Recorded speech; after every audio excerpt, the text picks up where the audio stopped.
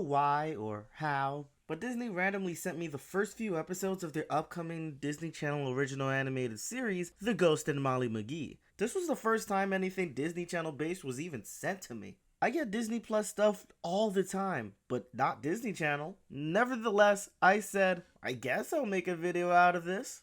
Initial confusion aside, I was pretty stoked for this series for a number of reasons.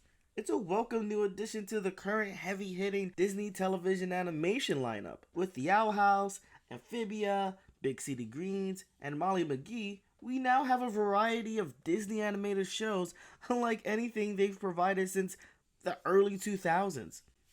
Disney television animation is having a renaissance of sorts right now. Then, you have two comedy-based voice acting veterans, Ashley Birch and Dana Snyder, in the lead roles, and just about everyone in the animation community, myself included, adore them. Lastly, and I don't want to sound biased when I say this, but I also have a friend who works on this show. Hi Perry, proud of you. Because Disney only sent me the first 2 episodes, / 4 11-minute segments of the series, this will be a brief first reaction rather than a review. The show follows Molly McGee, a happy-go-lucky middle schooler who just moved into a new podunk town with her family. In the attic, which she calls to be her room of her new home, she finds a grumpy, cynical ghost named Scratch who has lived in that house and claimed it as his personal domain. You know how ghosts are with houses and stuff. When Molly's cheery demeanor challenges Scratch's frustrations, he tries to put a curse on her, stating that wherever she goes, he will be there to haunt her. Unfazed by the curse, Molly perceives it as him being forever indebted to her as besties. Now, what was to be Molly's curse has become Scratch's. Thus, the series of adventures as the two tackle the world and each other begins. What I loved about the show from the get-go was Molly McGee's identity. I'm not talking about her genuine, upbeat, childlike, tween-age nature, but her background. When creators Bill Motz and Bob Roth cast Ashley Birch, who is half Thai and half white, they applied her background to Molly. I find that to be very sweet, and because of this, Molly has a unique character design that's noticeably Asian descent, and they didn't make her nor her little brother look white passing at all. Their mama's genes outweighed their dad's, and I love that for them.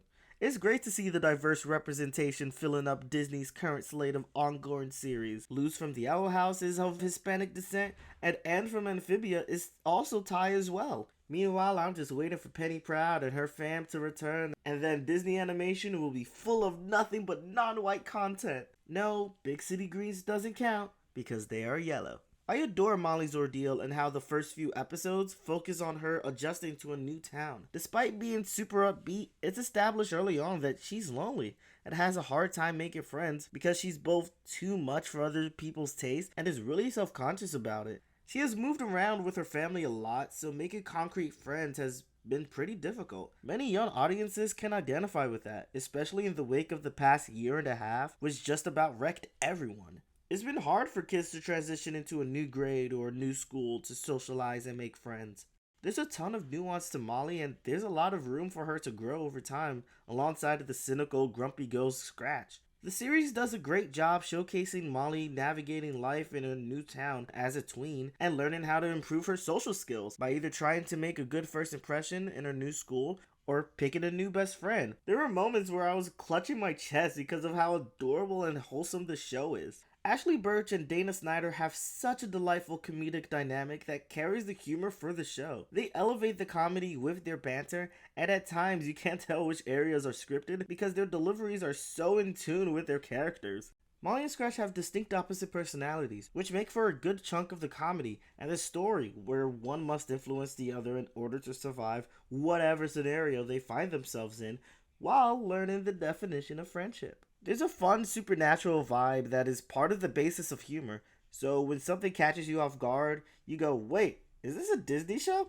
Okay then. The animation services from Studio Mercury Filmworks, which has provided a variety of high quality animated content in the past several years, like Rapunzel's Tangled Adventure and Hilda, once again delivers on such stellar and stylish animation that helps give the world of the Ghost and Molly McGee its own identity. The motion is expressive and has its own rhythm, especially when Scratch has to make scary impressions to haunt his victims. I like how the outlines of the characters are of a darker hue of their skin tone, and how that also applies to their attire, for a consistent look.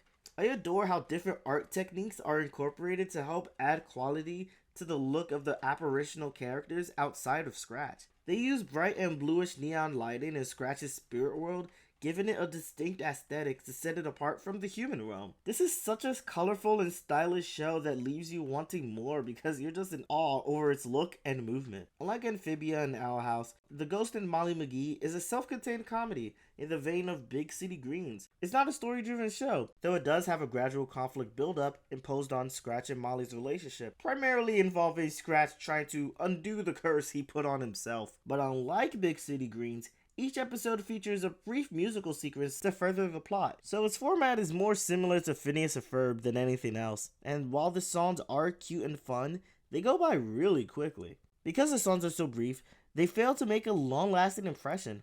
If anything, it makes me curious as to how it would handle a 22-minute episode where the songs can be longer and have more weight to them. In the grand scheme of all the other shows on the channel, it's nice to see that it's bringing music back in a routine fashion, since the other shows are primarily focused on telling a story or delivering straightforward comedy. Plus, when the show debuts, Disney is actually gonna push an EP to coincide with it. They haven't done that for any of their shows in eons, so this is a real good change of pace. Disney is doing this experimental thing where the first few episodes are gonna be released on a weekly basis on Disney Channel, but dropping the first 6 episodes on Disney Plus a few days after the second episode airs. This is the first time a Disney Channel show is doing this in order to spread the word about the show and add some accessibility to people who don't have cable but have a subscription to Disney Plus.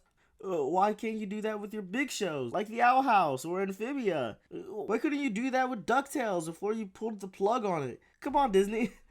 What was the reason? What was the reason? What was the reason? Whatever. Who cares? I don't know what will happen if this experiment turns out to be a success, but I hope it's dropping the episodes of these popular shows as they air or earlier for subscribers. I would do a Disney Plus Premier Access deal for The Owl House, I swear. I wouldn't drop $30 for a Marvel movie, but I'd do it for my favorite bisexual witch icon Luz Nocita. Given the 2 episodes I've seen thus far, The Ghost and Molly McGee is a delightful, funny, and charming series bolstered by the 2 titular leads, their amazing voice actors, and the colorful, unique world they inhabit.